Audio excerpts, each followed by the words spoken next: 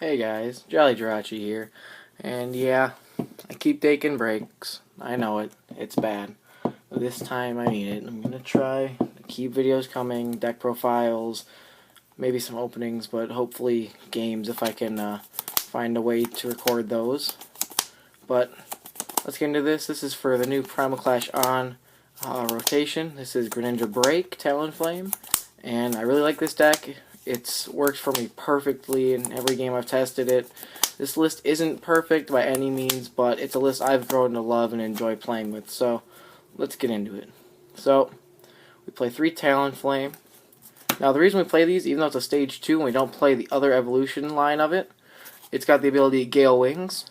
If this Pokemon is in your hand when you are setting up to play, you may put it face down as your active Pokemon. Now that's amazing.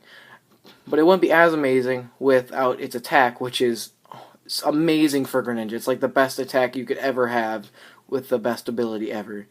Arrow Blitz for any energy, so you can use water energy to power it up, does 40 damage, and you get to search your deck for any 2 cards and put them into your hand.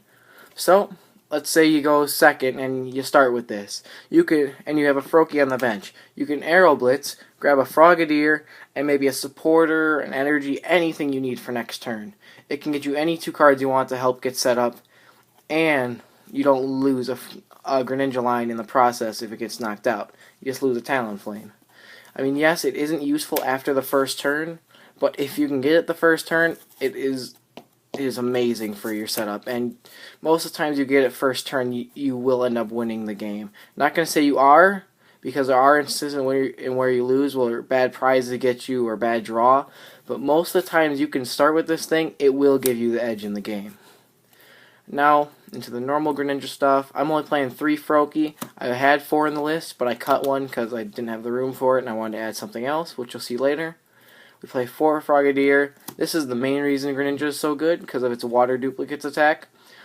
When you attack, you can search your deck for up to 3 Frogadier and put them onto your bench. Now, that is crucial for the setup of this deck, or else it wouldn't even be good. Like, this deck wouldn't even exist if it wasn't for that Frogadier. And you have 4 of the Shadow Stitching Greninjas from Breakpoint. The XY Greninja has now rotated, but this Greninja was always the better one. The only reason you played a 1-of copy in the other list of the XY was because its ability was pretty decent. But this, Shadow Stitching, you can use against other Greninja decks to shut off their Giant Water Shuriken. You can use Moonlight Slash to deal out bigger damage amounts to hit EXs after you Giant Water Shuriken them. And speaking of Giant Water Shuriken, we play 2 Greninja Breaks. All this has is a good HP buff to 170, making it like an EX, and Giant Water Shuriken, which is if you can discard a water energy from your hand and deal 6 damage to any Pokemon on your opponent's side of the field. Now that is amazing. It can help you get KOs, and it can help you do a lot of things. It can help you get 2 shots on Pokemon if you weren't really going to get 2 shot and you're going to 3-shot them. And it can help you get 1 shots on EXs if you do this twice and have both of them out. Now, yes, I know that's a small count of Greninja Break, and I would love to run 3. But honestly, since Garbodor is going to be such a giant thing in this new format, I don't think you need to play 3 Greninja Break, because its ability will get shut off, but it still is great when you can use it, and its health buff is amazing. So I still say playing 2 is a good call, but 3 might be a bit much with how much Garb is getting hyped for the new format. So then, in case we don't start Talonflame, we can still get a turn 1 Frogadier.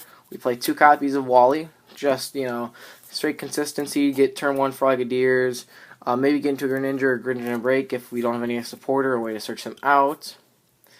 Now, my draw support is kind of low, but there's reasoning for this. I play 2 Sycamore only, just because most of the stuff in this deck you're not going to want to discard unless you have like 1 or 2 cards in your hand and this, then it's usually okay. But N and Ace Trainer are the cards you're going to want to get, because you are going to be behind a lot in games, but this deck has such a huge comeback potential if you can play an Ace Trainer, put them down to 3, even if they only take 1 prize card. It's a 5 to 6 prize card scenario. You get them down to 3, that can shut them down so easily. And then end late game, if they're at 1 or 2, you can completely dismantle their strategy and just go ahead and just swing the game back into your favor and win. We play 1 Lysander, I mean, it's Lysander. You kind of got to play one in every deck, if not two. It's just a really good card. Skyla, because this deck is so slow, you have the opportunity to play Skyla for certain trainer cards you need and stuff like that. One Pokemon Ranger, because Glaceon is a thing, and you can lose to that if you don't play this, because everything you run except for Froakie, which doesn't deal damage, is an evolution. So you kind of need this. And then one Fisherman. Fisherman can be crucial in the late game if you get end maybe to, let's say, 1 or 2, and this is one of the cards, and you just need an energy to win the game, and you discard someone with Giant Water Shuriken. This can get those out of the discard, and you can just win the game off that. Or maybe mid-game, if you need energy to attack, and maybe 2 for Water Shuriken to get knockout that will swing the game into your favor. This is a great card to have in that scenario. And now for trainers, we play 3 Trainers Mail. It's a consistency card. You got to play that in most decks. 4 Dive Ball, just because everything except for Talonflame is water in this. So you're not going to be searching out Talonflame in the middle of the game anyway, unless it's to discard it. And for doing that, we play 1 copy of Ultra Ball. Just in case you run out of your Dive Balls, you can use this to search for a Greninja Break, a Talonflame to discard it. It's really nice, or anything you need at that moment in time. And then I know most people don't really like this card in Greninja Break, but I love it. If you maybe, let's say, end a 3 and your other 2 cards are terrible, and then you have this and you need a Greninja to win, it's such a good card. Or even just to help get set up. It's such a good card that I feel like you need to play it. I mean, you can cut it for maybe another Rough Seas, because I only end up playing 3 in this deck, but I mean, I really like it in this deck. It's really helped me win a lot of games. And then 3 Bursting Balloon. It's so good in this deck. I mean, it's like the perfect item card for it. I thought this was even better than Muscle Band when that was around, because this can help get 6 more damage counters on Pokemon, or it can even prevent them from attacking you, leaving your Greninjas and Greninja Breaks alive for another turn, which is even better. It's such a good card.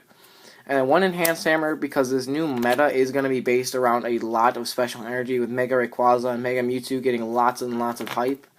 This can be a very, very good card in those matchups, maybe allowing them to not be able to attack for a turn, or you knock out their active Pokemon and then you discard their special energy off of their bench, and then they have to like scramble to find another one or double puzzle. It's a really, really good card to have. Then 1 Professor's Letter, because you are relying on having water energy to attack and use abilities. It just makes sense to play one. Only 1 Super Rod instead of 2 to get back Pokemon and energies, just because I feel it's good, but you're only going to use it to get back Pokemon in its case. You're not going to use it for energy, so you don't need to, because instead of playing 2 of these, you can cut this for a second Super Rod, but I prefer to have 1 of these, because energy is a crucial part of this deck, an energy recycler. Because this can shuffle 5 basic energy cards back from your discard pile into your deck, and it's really, really good. And I like playing this town map in this deck, just because maybe in the middle of your turn you need something and it's in your prizes, but you can Giant Water Shuriken for a knockout on something, and now you know what your prizes are, so you can just take it and then maybe win the game that turn, or pull off a crazy like 4 prize card turn because of it.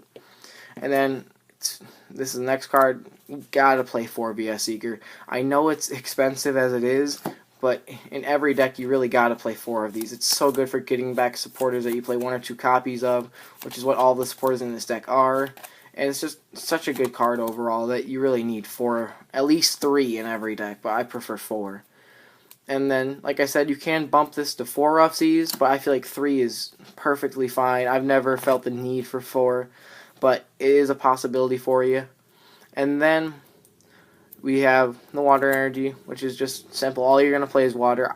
I see some lists playing splash energy to get the Greninjas back, but I personally don't like it, because maybe you get end of 2 and you need, like, they retreated up EX to the bench, and that's what you need to knock out, and one of the 2 cards you get is a splash energy. You can't use that to Giant Water Shuriken, and I feel like just wearing water energy completely removes that factor, so we're just going to run 9 water energy, and that'll round out the deck. So, if you guys like this deck profile and want to see more of them, please leave a like, and any suggestions put in the comments. Thanks.